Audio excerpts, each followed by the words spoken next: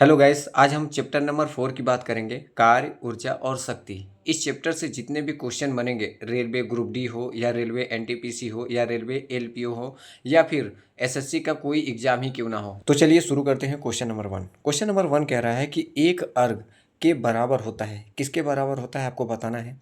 Option A 10 की घात -5 joule, option B 10 की घात 7 जूल, फिर ऑप्शन सी 10 की घात 6 जूल, ऑप्शन डी 10 की घात -7 जूल। आपको बताना है इसमें से कौन सा आंसर सही होगा। तो इसका answer D is right answer होगा। क्या होगा? 10 की घात -7 जूल। इसमें एक अर्ग बराबर एक डाइन और मल्टीप्लाई 1 सेंटीमीटर होता है। फिर एक डाइन को हम न्यूटन में चेंज करते हैं, 10 की घात -5 न्यूटन, और सेंटीमीटर को मीटर में 10 की घात -2। इस प्रकार से 10 की घात -7 हमारा सेंटीमीटर जूल हो जाएगा। अब अगला क्वेश्चन देखिए। क्वेश्चन नंबर 2 क्या कह रहा है। क्वेश्चन नंबर 2 कह रहा है कि कोई वस्तु लगाए गए बल के कारण क्षैतिज रूप से विस्थापित हो जाती है। इस क्रिया से क्या पता चलता है? ऑप्शन ए बल वस्तु के द्रव्यमान को बढ़ाता है, ऑप्शन बी बल वस्तु के द्रव्यमान को कम करता है, ऑप्शन सी बल वस्तु के जड़त्व को बढ़ाता है, ऑप्शन डी कार्य बल द्वारा किया गया है। इसमें से क्या होगा? तो इसका डी इज राइट आंसर होगा। कार्य बल द्वारा किया गया है। याद रखना, वेरी वेरी इंपॉर्टेंट है।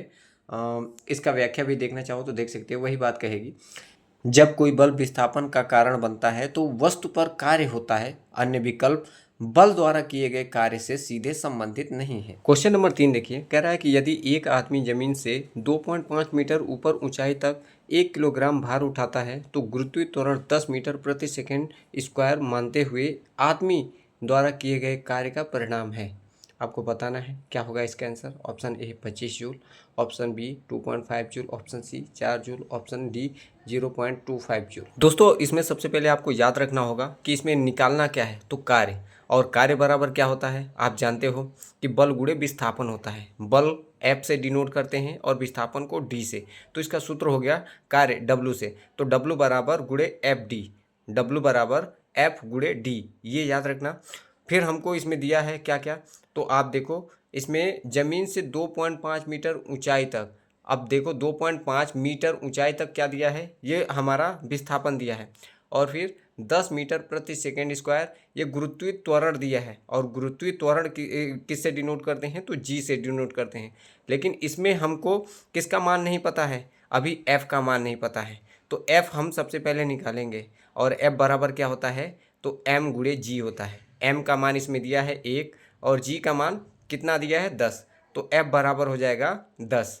अब उसमें मान रख दीजिए कार्य में, कार्य बराबर बल गुणे विस्थापन। तो एफ का मान कितना है 10 और डी का मान कितना है 2.5। तो आंसर क्या हो जाएगा इसका, मल्टीप्लाई करके देखिए तो कितना हो जाएगा, तो 25 जूल। क्या हो जाएगा? 25 जूल। अब क्वेश्चन नंबर 4 देखते हैं। एक कुली जमीन से 10 किलोग्राम भार का सामान उठाता है और उसे जमीन से 1 मीटर ऊपर अपने सिर पर रखता है।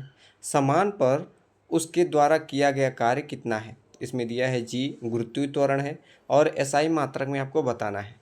तो इसमें सबसे पहले देखो क्या दिया है, तो इसमें केजी मतलब द्रव्यमान दिया है एम, और ज़मीन के ऊपर सिर है, इसमें मतलब 1 मीटर, तो ये क्या है हमारा विस्थापन है। अब यहाँ से हमको निकालना क्या है, फिर से कार्य का मात्रक निकालना है।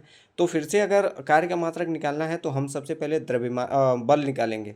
क्या निकालेंगे?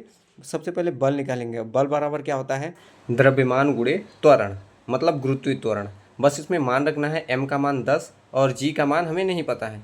यहाँ से थीटा का मान भी, क्योंकि ये समान है तो थीटा का मान 0 होगा। अब कार्य का मान निकाल दीजिए। डब्ल्यू बराबर क्या होगा सूत्र, तो एफ गुणे डी कॉस थीटा। सिंपल सी बात है। अब कॉस थीटा का मान 0 है तो आंसर क्या आएगा, 10 जी और जूल। याद रखना, क्योंकि 10 गुरुत्वीय त्वरण जी, तो option C is right answer. क्या होगा? C is right answer. Question number 5 देखिए।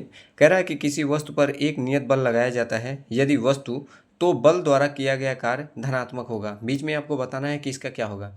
यदि वस्तु तो बल द्वारा किया गया कार्य धनात्मक होगा। ऑप्शन ए बल के लंबवत विस्थापित हो जाती है, ऑप्शन बी बल की दिशा के विपरीत दिशा में विस्थापित हो जाती है, ऑप्शन सी बल की दिशा में विस्थापित हो जाती है, ऑप्शन डी विस्थापित नहीं होती है। तो बताना है किसी वस्तु पर एक नियत बल लगाया जाता है यदि वस्तु बल की दिशा में विस्थापित हो जाती है। क्या? यदि वस्तु बल की दिशा में विस्थापित हो जाती है। तो option C is right answer. क्या होगा? C is right answer. Question number 6 देखिए।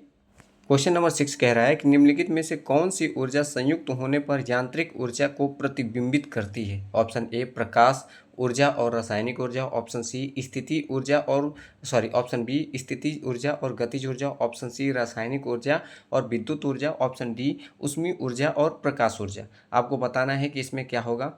तो ऑप्शन 6 का बी इज राइट आंसर, स्थितिज ऊर्जा और गतिज ऊर्जा। याद रखना, वेरी वेरी इंपॉर्टेंट है। इसमें कुछ पॉइंट हैं, पॉइंट देख लो।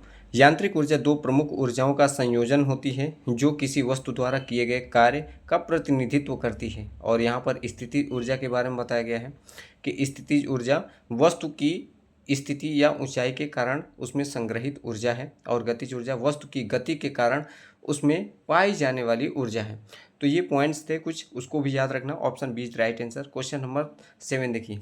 निम्नलिखित में से कौन सी ऊर्जा यांत्रिक ऊर्जा का ही एक भाग है? यांत्रिक ऊर्जा का एक भाग है। ऑप्शन ए स्थितिज ऊर्जा, ऑप्शन बी प्रकाश ऊर्जा, ऑप्शन सी रासायनिक ऊर्जा, ऑप्शन डी ऊष्मीय ऊर्जा। बताना है क्या होगा इसका आंसर।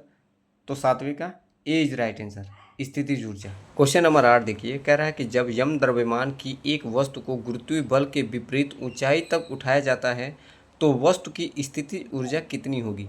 मतलब एक द्रव्यमान है, उसका एक गुरुत्वीय बल के विपरीत मतलब उसके अपोजिट ऊंचाई तक उठाया जाता है तो उसकी स्थितिज ऊर्जा क्या होगी? आपको बताना है। ऑप्शन ए mgh परिणाम में वृद्धि होगी, ऑप्शन बी mgh/2 परिणाम की वृद्धि होगी, ऑप्शन सी mgh परिणाम की कमी होगी, ऑप्शन डी mgh/2 परिणाम की कमी होगी। तो इसका क्या होगा? mgh परिणाम में वृद्धि होती है। Option A is right answer. Question number 9 देखिए क्या कह रहा है कि 5 केजी द्रव्यमान की एक गेंद को जब जमीन से 5 मीटर की ऊंचाई तक उठाया जाता है तो गेंद में प्राप्त होने वाली ऊर्जा कितनी होती है? इसमें जी का मान दिया है 10 मीटर प्रति सेकंड स्क्वायर, इसमें लेना है। ऑप्शन ए है 250 जूल, ऑप्शन बी है 2 जूल, ऑप्शन सी है 10 जूल, ऑप्शन डी 2.5 जूल। आपको बताना है इसमें क्या क्या दिया है। देखो इसमें एम का मान दिया है 5 केजी, जी का मान दिया है 10 मीटर प्रति सेकेंड स्क्वायर और 5 मीटर ऊंचाई मतलब एच का भी मान दिया है। आपको इसमें बताना क्या है? ऊर्जा। ऊर्जा बोले तो पीई होता है। क्या होता है? पीई। पीई बराबर mgh, ये सूत्र है, बस इसमें मान रखना है। आपका आंसर आ जाएगा, कितना आ जाएगा? 250 जूल। याद रखना, वेरी वेरी इंपॉर्टेंट है। क्वेश्चन नंबर 10 देखिए। कह रहा है कि किसी गतिशील वस्तु की गतिज ऊर्जा निम्नलिखित में से किस राशि पर निर्भर करती है? पिंड का द्रव्यमान, वेग का वर्ग, दाब। ऑप्शन इसमें दिया है, पहला दूसरा सही है, दूसरा तीसरा सही है, और सी दिया है 1 सही है, और ऑप्शन डी दिया है केवल 3 सही है। तो क्या होगा आंसर? तो answer A is right answer, पहला और दूसरा दोनों। यहाँ देखो मैंने व्याख्या में लिखा है कि किसी गतिशील वस्तु की गतिज ऊर्जा उसके द्रव्यमान और उसके वेग पर निर्भर करती है। तो के ई बराबर क्या होता है? हाफ, मतलब हाफ mv²। और अगर के ई क्या होता है? mv इनवर्स, मतलब अनुक्रमानुपाती होता है। जो के है ये mv के अनुक्रमानुपाती होता है। तो ए इज राइट आंसर। अब हम क्वेश्चन नंबर 11 देखते हैं। क्वेश्चन नंबर 11 क्या कह रहा है? क्वेश्चन नंबर 11 कह रहा है कि पानी की सतह पर लोहे की एक ठोस छड़ रखी जाती है। यदि लोहे की छड़ पर पानी द्वारा ऊपर की ओर लगाया जाने वाला बल छड़ पर नीचे की ओर लगाए जाने वाले बल से अधिक हो तो क्या होगा? ऑप्शन ए लोहे की छड़ तेजी से डूब जाएगी, ऑप्शन बी लोहे की छड़ नीचे की ओर जाएगी, ऑप्शन सी लोहे की छड़ धीरे धीरे डूब जाएगी, ऑप्शन डी लोहे की छड़ पानी की सतह पर तैरने लगेगी। आपको बताना है इसका आंसर क्या होगा। तो answer D is right answer, लोहे की छड़ पानी की सतह पर तैरने लगेगी। याद रखना, जब भी पानी की सतह लोहे से मतलब लोहे के जो ठोस होता है ना उसकी छड़ पर रखी जाती है तो क्या होता है? लोहे की जो छड़ है ये पानी की सतह पर तैरने लगती है। याद रखना, यहाँ पर पॉइंट्स भी मैंने लिया है और answer D is right answer होगा। क्या होगा? D is right answer. Question number 12 देखिए। कह रहा है कि 2 केजी द्रव्यमान वाले एक पिंड की गतिज ऊर्जा 100 जूल है। पिंड का वेग क्या होगा? सिंपल सी बात है, आपसे इसमें पूछा है वेग का मान बताना है, गतिज ऊर्जा इसमें दिया है, द्रव्यमान m का मान दिया है, बस आपको बताना क्या है? वेग, मतलब v का मान बताना है। आपको पता होना चाहिए कि गतिज ऊर्जा के बराबर क्या होता है? हाफ mv² होता है, बस उसमें मान रखना है। इसमें k का मान 100 दिया है और आगे m का मान 2 दिया है और v का मान हमें निकालना है। सिंपल सी बात है, यहाँ पर देखिए मैंने पूरा एक्सप्लेन किया है, आराम से यहाँ से b का मान 10 निकल जाएगा। तो क्या होगा? B is right answer. Question number 13। द्रव्यमान यम और वेग वाली एक वस्तु ए की गतिज ऊर्जा 100 जूल है, तो द्रव्यमान 2m और वेग v वाली वस्तु की गतिज ऊर्जा कितनी होगी। सिंपल सी बात है, गतिज ऊर्जा पूछ रहा है तो गतिज ऊर्जा आप जानते हो कि k बराबर 1/2 mv² होता है। क्या होता है? k बराबर 1/2 mv²। इसमें m का मान 2 गुना है, बाकी सूत्र वही है, तो इसका मान दे ही दिया है। जूल कितना दिया है? 100, और 2 गुना है तो कितना हो जाएगा? 200। सिंपल सी बात है, आंसर क्या हो जाएगा? तो D is right answer, 200 joule. Question number 14 देखिए। क्वेश्चन नंबर 14 क्या कह रहा है? कार्य करने की दर को के रूप में परिभाषित किया जा सकता है। किसके रूप में परिभाषित किया जा सकता है? तो ऑप्शन ए बल, ऑप्शन बी कार्य, ऑप्शन सी ऊर्जा, ऑप्शन डी शक्ति। तो कार्य करने की दर को हम क्या कहते हैं? शक्ति के रूप में परिभाषित किया जा सकता है। तो answer D is right answer. Very very important है ये भी क्वेश्चन। तो दोस्तों आज के लिए हम इतना ही रखते हैं, और आज का सेशन कैसा रहा ये भी कमेंट करके बताइएगा। वीडियो को ज़्यादा से ज़्यादा लोगों तक शेयर कीजिएगा और चैनल को सब्सक्राइब जरूर करके रखिएगा, ताकि मेरा कोई भी वीडियो आए आप तक सबसे पहले पहुँचे। आज के लिए इतना रखते हैं। Thank you very much.